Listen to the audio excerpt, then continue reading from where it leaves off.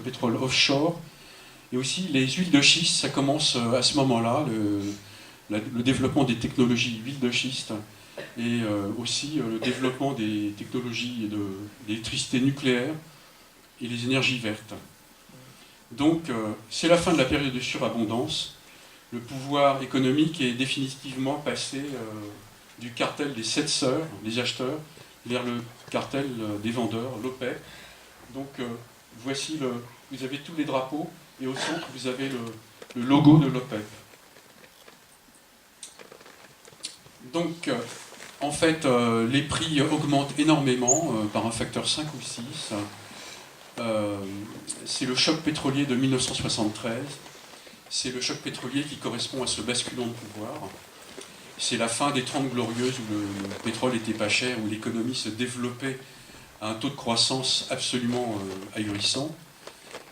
Mais comme les prix augmentent énormément, et comme malheureusement le pétrole, donc il faut que vous reteniez ça, l'énergie de façon générale, mais le pétrole de façon particulière, est indispensable aux fonctions de l'économie, et donc est relié au PIB. Et donc comme en fait le prix du pétrole augmente beaucoup, les achats de pétrole baissent, et le PIB baisse. Donc on a une récession, un recul du PIB sur 2 ans. On a aussi des pénuries d'approvisionnement. Donc là on voit une photo en fait d'une station essence où en fait elle est à sec. Il y a tous les maux économiques qui commencent à l'époque, qui s'abattent sur les pays occidentaux, l'augmentation du chômage, de la dette publique, de l'inflation.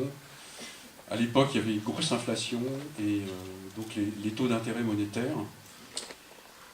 Mais pas seulement les pays occidentaux, hein, c'est très grave pour les pays du tiers-monde. Les pays du tiers-monde, pendant les 30 glorieuses, avaient bénéficié finalement de la mécanisation agricole, et ça avait donné ce qu'on appelle la révolution verte. La révolution verte, c'est pas le vert au sens où on l'entend aujourd'hui, c'est le vert au sens agricole, c'est-à-dire on peut multiplier la production par un facteur, et je crois qu'en fait on a réussi à multiplier par 8 les rendements agricoles grâce à cette révolution verte. Mais le problème, c'est que ça rend les pays agricoles dépendants du pétrole aussi pour leur agriculture. Et voilà, donc ça impacte beaucoup les pays du tiers-monde. Et à ce moment-là, donc on lance les grands programmes, je l'ai déjà dit, le nucléaire civil, aux USA et en Europe. Et les compagnies les compagnies de pétrole se tournent vers le pétrole non conventionnel, c'est-à-dire celui où il faut vraiment faire des efforts pour aller chercher. Par exemple, aller chercher du pétrole en Alaska. Donc c'est compliqué parce que les pipelines qui descendent à travers l'Alaska, ils descendent dans un pays qui gèle, et pour que le pétrole s'écoule, il faut chauffer les pipelines. Ça c'est un système technique qui a un coût important. Et pareil pour le pétrole en mer. Eh bien, il y a les Américains avec le pétrole dans le golfe du Mexique, mais il y a la Grande-Bretagne et la Norvège en mer du Nord. Donc il faut mettre en œuvre des plateformes qui résistent aux tempêtes et mettre en œuvre des pipelines sous-marins. Donc tout ça, ça a un coût. Ce qui explique pourquoi le prix du pétrole augmente. Donc on se trouve là, vous voyez, c'est le premier pic en 73, donc il y a une montée brutale du prix. Maintenant on va regarder une autre quantité qui est la production de pétrole, et donc là jusqu'à nos jours, donc c'est toute la partie grisée. Donc le premier choc il est visible là en 73, donc juste avant on voit les 30 glorieuses, on voit en fait une augmentation quasiment exponentielle de la production et de la consommation, ahurissante, qu'on n'a pas connue après. Et ma date de naissance est en plein milieu là, de ces 30 glorieuses. Et puis après, donc là, moi j'avais 15-16 ans, premier choc pétrolier. Et voilà, donc on voit que ça va baisser un peu pendant 2 ans. Mais pas beaucoup, et après ça repart. L'économie s'est ajustée au nouveau prix. Et donc on verra la suite après. Il y a le deuxième choc, donc le deuxième choc dont les causes n'étaient pas le basculement de pouvoir, parce que le basculement de pouvoir s'était opéré vers l'OPEP, mais c'était plutôt un événement géopolitique, ou plutôt un ensemble d'événements. C'est l'effondrement du régime du Shah en Iran et l'arrivée de Khomeini. Et en même temps, d'ailleurs, il y a les Russes qui arrivent en Afghanistan, qui envahissent l'Afghanistan. En fait, il y a beaucoup de problèmes. Et l'Iran cesse ses exportations, parce que en fait, c'est le chaos complet en Iran. Et alors, en fait, du point de vue approvisionnement, il y a assez d'approvisionnement, et il n'y a que l'Iran, que le pétrole d'Iran qui fait défaut à ce moment-là. Mais néanmoins, il y a une panique psychologique à ce moment-là, et donc tout le monde se met à faire des stocks. Les industries veulent faire des stocks, et les automobilistes aussi. Et du coup, à nouveau, le prix du pétrole augmente, parce qu'il y a trop de demandes et pas assez de production, et il est multiplié par 2,5. Et là, il y a une nouvelle récession des pays occidentaux qui est plus forte, qui va durer plus longtemps que celle du premier choc, mais aussi pour les pays du tiers-monde. Et alors là, pour le coup, c'est le coup de massue pour les pays du tiers-monde, à tel point qu'il y a certains programmes entre guillemets d'aide, mais pas vraiment d'aide, le consensus de Washington en 1985, qui, en échange d'une certaine aide, impose une rigueur extrême à un certain nombre de pays du tiers-monde, notamment des pays producteurs comme le Venezuela, le Nigeria et le Mexique. Alors, maintenant, on inaugure toute une séquence de guerre du pétrole tragique, dramatique, absurde, mais dont il y a des explications. Mais celle-ci est peut-être la plus absurde. Donc il y a des changements géopolitiques. Les ayatollahs sont arrivés au pouvoir en Iran. L'URSS occupe l'Afghanistan. Les Américains commencent à avoir peur de tout ça. Et donc ils ont une doctrine pour préserver leurs intérêts dans le monde, et notamment celle d'empêcher qu'il y ait un État hégémonique qui apparaisse au Moyen-Orient. Donc il faut que ce soit ni l'Irak, ni l'Iran, et il ne faut pas que les Russes mettent la main dessus. Donc ils poussent l'Irak contre l'Iran, qui d'ailleurs n'ont qu'une volonté, c'est d'en découdre. Et les Américains jouent un double jeu dans cette guerre pour essayer d'empêcher que ni l'un ni l'autre gagne. Et en fait, ça donne lieu à une guerre horrible, confuse, sanguinaire. Les Irakiens utilisent l'arme chimique pour la première fois à ce moment-là. Les Iraniens envoient des adolescents, même des enfants, je crois, au front. Et puis après, il y a des attaques de navires et de plateformes pétrolières dans le Golfe Persique. C'est un véritable chaos. Donc les Américains finissent par imposer le cessez-le-feu en intervenant massivement avec des porte-avions. Et donc en 88, c'est la fin de la guerre. Et donc c'était énormément de morts pour rien. On revient finalement on revient à l'état antérieur. Ça s'appelait les accords d'Alger, c'est-à-dire les frontières entre l'Iran et l'Irak ne sont pas modifiées après 8 ans de guerre. Bon, Saddam Hussein n'est pas content du tout. Il a échoué à mettre la main sur le pétrole iranien, ce qui lui aurait donné un énorme pouvoir d'ailleurs sur le marché du pétrole. Donc là, maintenant, il va se tourner vers le Koweït. Et donc, il use un certain nombre de prétextes. Il dit au Koweït, mais comment ça se fait finalement, moi je me suis battu contre les chiites d'Iran, et vous qui êtes sunnites comme moi, vous ne m'avez pas trop soutenu. Au contraire, vous avez profité pour pomper tout le pétrole qu'il y avait sur la frontière Koweït-Irak. Vous m'en devez une partie, remboursez-moi. Et mais à un moment donné, il passe à l'acte et il envahit le Koweït. Et alors les USA, face à ça, alors déjà Saddam Hussein, bon, il est un peu brutal, mais il fait comprendre qu'il est quand même prêt à négocier. Les USA, eux, ils ont laissé finalement Saddam Hussein s'enferrer, et eux, ils n'ont pas du tout envie de négocier, ils ont envie d'aller jusqu'au bout. Et donc, malgré les offres de négociation de l'Irak, qui auraient pu éviter cette guerre du Golfe, eh bien, la guerre du Golfe se produit. Alors, il y a aussi d'autres choses qui se produisent, c'est que pour mener cette guerre du Golfe, les Américains doivent baser leurs troupes dans le nord de l'Arabie Saoudite. Et l'Arabie Saoudite est un pays sunnite, avec des religieux très forts. Et ces gens-là ne sont pas du tout contents que l'État saoudien ait laissé les Américains faire leur guerre à partir d'Arabie Saoudite.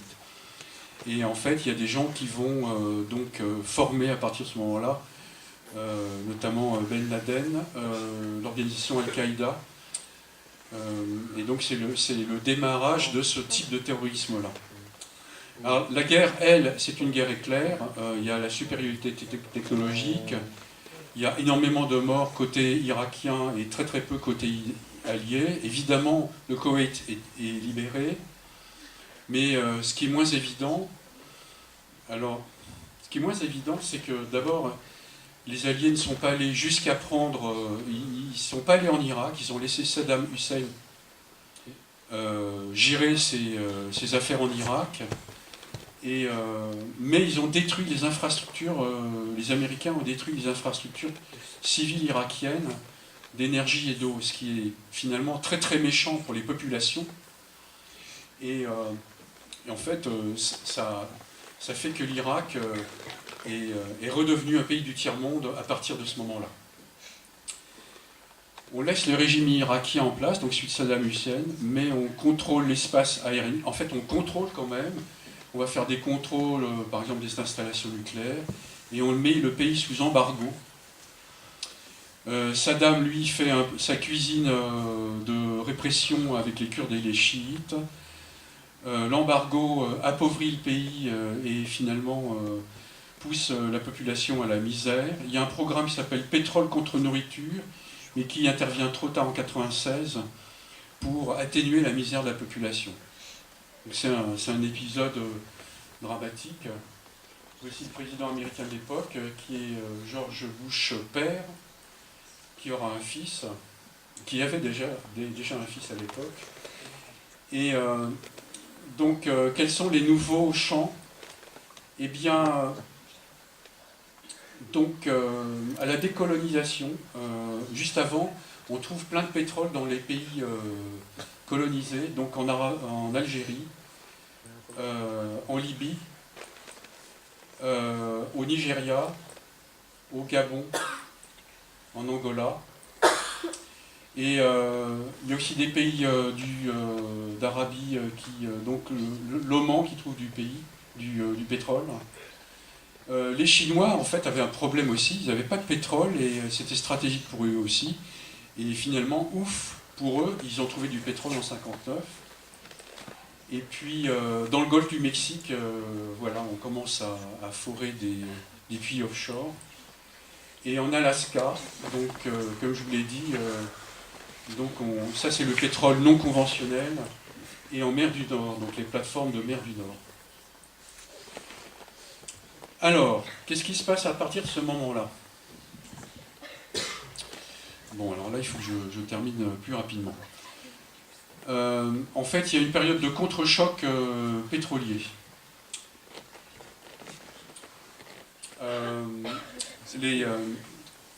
En fait, à nouveau, il y a beaucoup de pétrole qui va être produit grâce à l'Alaska, au golfe du Mexique, à la mer du Nord. Et donc les prix sont de nouveau poussés à la baisse. Ils vont baisser d'abord doucement et ensuite de façon assez rapide, et si bien qu'on a finalement une période où le prix du pétrole sera assez bas, et ça correspond à une période de développement économique à nouveau, de croissance un peu partout pendant une quinzaine d'années. Les USA de Reagan poussent à la roue parce qu'en fait ils voient que c'est une arme contre l'URSS. L'URSS est très dépendante de ses exportations de pétrole, et si en fait le prix du pétrole baisse, en fait ça affaiblit l'URSS. Et donc c'est l'une des raisons pour laquelle Reagan va pousser la roue sur ce phénomène. Autre phénomène, en fait, à partir des chocs pétroliers, les industries sont mises à travailler sur l'efficacité énergétique, qui n'était pas leur problème avant, mais est devenu leur problème. Et donc, les automobiles sont devenues moins gourmandes en essence.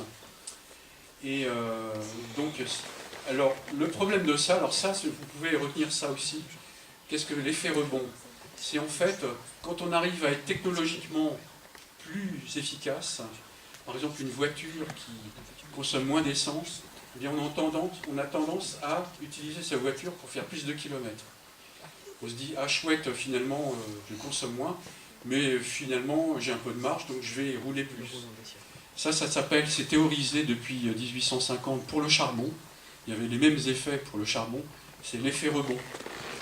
Et c'est vrai pour toutes les matières, d'ailleurs, les matières premières.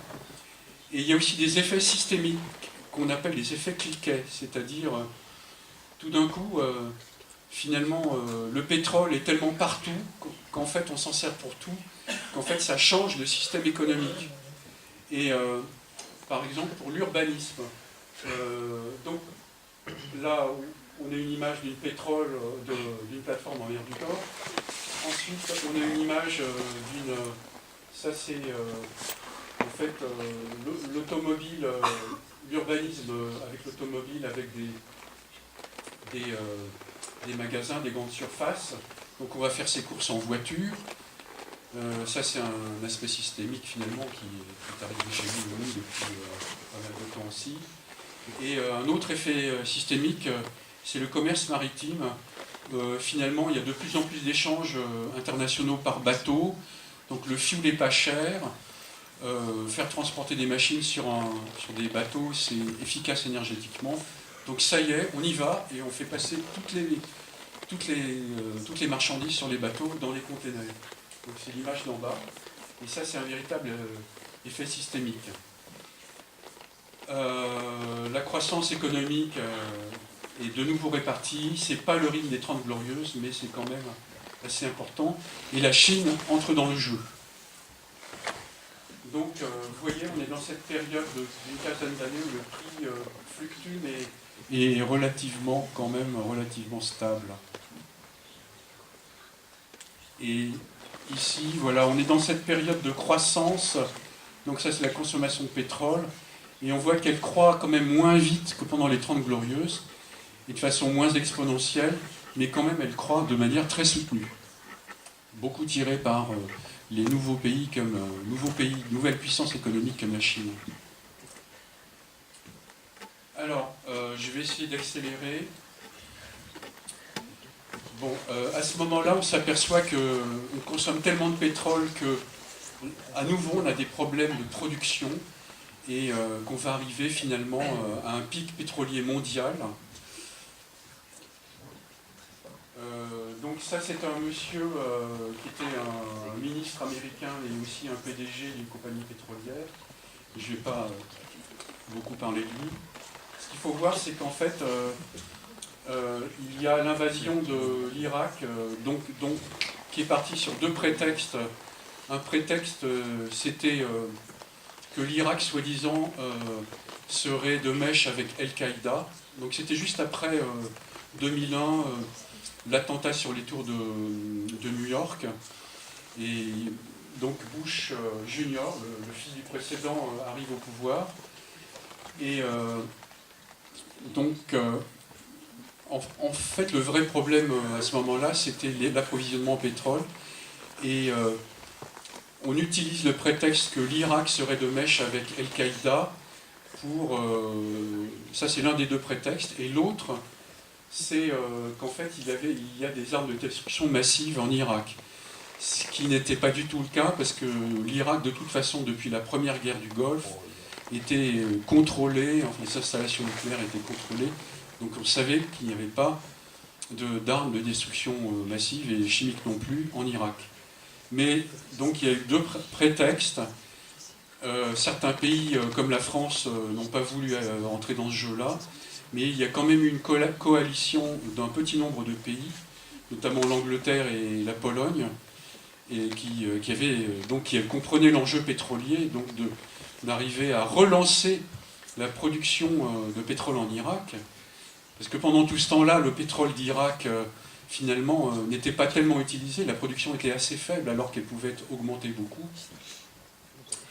Et encore une guerre complètement idiote, parce que finalement, ça donne lieu à un chaos politique en Irak, ça donne lieu à un enfer sécuritaire avec des attentats tout le temps, vraiment très meurtriers. Et c'est le nouveau berceau du terrorisme avec Al-Qaïda et Daesh. Et du point de vue de l'objectif attendu, la production n'arrive pas à la faire repartir non plus, donc en raison de tout ce chaos. Alors on va regarder un peu là ce qui se passe. Alors ça c'est les guerres, bon je vais passer vite. Alors il y a toute cette séquence de guerres. Donc il y a l'invasion soviétique en Afghanistan, il y a la guerre Iran-Irak complètement absurde pendant 8 ans, il y a la guerre du Golfe parce que l'Irak a envahi le Koweït, et il y a les attentats Al-Qaïda à New York, et puis il y a les Américains qui envahissent l'Afghanistan à cause de Al-Qaïda, mais qui envahissent aussi l'Irak à cause, parce qu'ils veulent relancer le pétrole en réalité avec la coalition restreinte. Alors, bon, à partir de 2000, donc à partir de votre naissance, on va doucement vers le troisième choc pétrolier. Et alors, dans la définition d'un choc pétrolier, il y a l'augmentation des prix, mais aussi le recul de la croissance et de la consommation de pétrole. Alors ici, ce n'est pas tout à fait le cas. Il y a une augmentation de prix très importante, jusqu'à 100 $ et plus que 100 $ le baril, et qui s'est fait en 2 fois, en mouvement de yo-yo. Mais il n'y a pas eu de recul de la consommation, donc c'est pour ça que certaines personnes disent non, c'est pas un choc pétrolier. Enfin, c'est quand même un choc économique à cause du prix. Mais en fait, ce qu'il faut retenir, c'est que là, tout le monde comprend qu'on est au pic pétrolier, de production pétrolière du pétrole facile à produire, le pétrole conventionnel. Et que maintenant, en fait, les réserves de pétrole conventionnel vont finalement... la production va baisser et on n'arrivera pas à consommer la consommation par la découverte de nouvelles réserves. Et on se trouve donc sur cette courbe avec cette double oscillation 2008 et 2011-2012 où le prix du pétrole arrive à une centaine de dollars. Et voilà, moi je vais passer ça parce que j'ai pas le temps. Et donc maintenant on arrive vers une vraie... Donc en fait dans toute cette histoire finalement, quand on regarde un peu plus dans le détail, il y a eu régulièrement des dilemmes et des vrais problèmes à résoudre, des problèmes de pénurie, hein. C'est pas maintenant qu'il y a eu pénurie. Il y a dans cette histoire pas mal de moments de pénurie qui ont été résolus d'une façon ou d'une autre. Mais maintenant, nous, on voit se pointer peut-être, aujourd'hui il n'y a pas de pénurie, mais on voit se pointer quand même l'horizon d'une pénurie. Donc le pétrole conventionnel, il va décliner. Les seuls derniers gisements matures sont en Arabie Saoudite et en Irak. Et donc il faut se tourner, en ce qui concerne le pétrole, vers du pétrole non conventionnel. Là-haut, les schistes bitumineux, hein, tout en haut. Au Canada, il y a aussi le pétrole et le gaz de schiste. Donc tout ça, c'est des choses qui marchent bien en ce moment, et c'est pour ça que ça assure quand même une production suffisante. Il y a l'offshore profond, donc à 2000 mètres de profondeur sous la mer. Il y a aussi la fonte des glaces antarctiques. C'est pas forcément une bonne nouvelle du point de vue du climat, mais en fait, du point de vue du pétrole, ça pourrait être une bonne nouvelle parce que on pourrait installer des plateformes. Tant qu'il y a des glaces et la banquise, c'est très embêtant parce que la banquise, ça dévaste tout. Mais si on arrive finalement à s'affranchir de la banquise, on pourrait exploiter le pétrole antarctique. Et on peut aussi faire du pétrole à partir du charbon, parce que du charbon, il y en a encore beaucoup. Donc la deuxième photo, c'est l'exploitation du charbon. Et donc le charbon, je crois, va reprendre le flambeau. D'ailleurs, ça se voit en ce moment un peu sur les usines électriques dans certains pays, pas en France, hein, mais dans d'autres pays. Et le remplacement par des énergies renouvelables est difficile. D'abord parce que les énergies renouvelables, c'est pour beaucoup des énergies électriques, et l'électricité, c'est que 20% des énergies. Alors, on pourrait essayer d'électrifier de plus en plus, passer vers 30%. Ça, c'est la voiture électrique, par exemple. Mais néanmoins, on ne pourra pas aller très très loin. Et donc, il n'y a pas que l'électrique. Mais l'électrique, les énergies renouvelables électriques, qui n'ont besoin pour l'énergie que du vent ou que du soleil, pour construire les pylônes, les éoliennes, pour faire fondre pour construire les panneaux solaires photovoltaïques, ont besoin de fours à plusieurs milliers de degrés deux fois. Donc ça consomme de l'énergie aussi, mais ça consomme des ressources minérales. Et donc il y a quand même un problème, c'est que ok, on va s'affranchir des ressources fossiles, mais on aura besoin de ressources minérales pour construire les systèmes de ces filières-là. Et en fait, il y a aussi, si c'est l'électricité, on a besoin, comme elle est intermittente à la production, et qu'on ne la consomme pas exactement au moment où elle est produite, on a besoin de la stocker quelque part. Et ça, c'est un vrai problème technique aussi. Donc, le dernier point, c'est qu'on n'échappera pas à une réflexion sur la sobriété, et c'est-à-dire sur éviter le gaspillage. Bon, ok. La conclusion, c'est que cette histoire, en fait, que j'ai vraiment, ceci est un bref résumé, ce que je vous ai dit aujourd'hui, mais il y a plein de choses passionnantes. Elle est très inquiétante, et de tout temps elle est inquiétante d'ailleurs. On a vu qu'elle est parsemée de guerres, et que le pétrole est dans les guerres aussi. Beaucoup de chaos, des paradoxes aussi. C'est une histoire interdisciplinaire, donc, comme l'a dit votre professeur tout à l'heure, l'énergie, alors, je n'ai pas trop expliqué, mais vous aurez une autre conférence qui va expliquer que l'énergie est absolument essentielle pour la croissance économique, pour l'économie tout court, hein, c'est une ressource indispensable. L'énergie est sous de différentes formes, et le pétrole est sa forme, je dirais, la plus efficace, pour plusieurs raisons, mais c'est sa forme la plus efficace. Donc si en fait on n'a plus de pétrole, ou si tout simplement la production baisse, c'est un vrai problème pour l'économie moderne. Donc on a vu que son importance est stratégique, et ça a été compris très tôt, que contrôler le pétrole c'est très important pour la puissance des nations. On a moins vu que le pétrole était aussi, pas uniquement une denrée énergétique, mais une denrée pour fabriquer du plastique par exemple, et beaucoup d'ingrédients, beaucoup de produits. Alors, il permet vraiment le progrès, la prospérité économique, hein. On a parlé de la révolution verte, agricole. Il permet également le pire, la guerre, et puis donc on est bien obligé de constater maintenant le gaspillage économique. Les 30 Glorieuses, c'était vraiment une période de gaspillage, hein. En fait, on ne faisait pas du tout attention à l'utilisation des ressources, on gaspillait.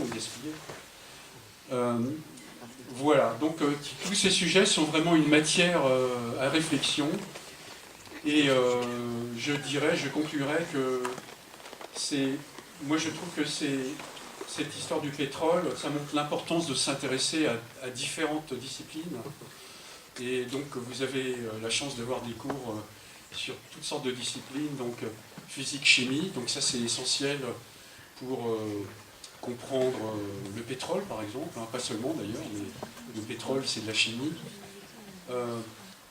C'est aussi beaucoup d'histoire et de géographie, et beaucoup d'économie.